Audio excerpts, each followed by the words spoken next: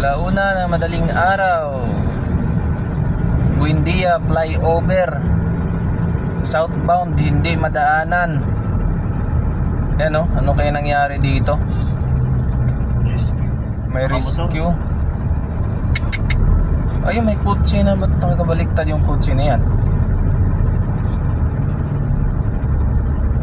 Aba, tumalon yung kotse? Galing? Hindi natin malaman. Ayay. Hindi madaanan ng Buendia flyover, southbound. Hindi malaman kung anong nangyari. Nakabarikid oh. Malagim. Agoy, patay. Wasak yung ano, kotse bay. Sus, puta. Bumangga pala. Bumangga yung kotse sa ano, sa trailer. Warak yung ano, kotse.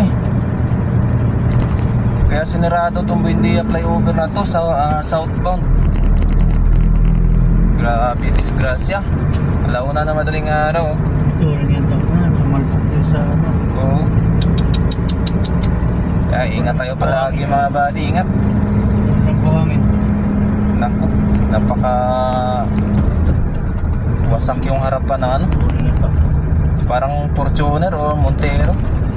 Bumangga dun sa trailer na parang kalakal yata yung laman ng ano na yung buhangin.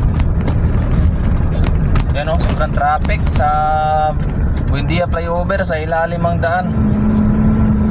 Kasi sarado yung ano, flyover, southbound. C5 na lang, C5 o kaya gawa na lang ng ibang daanan.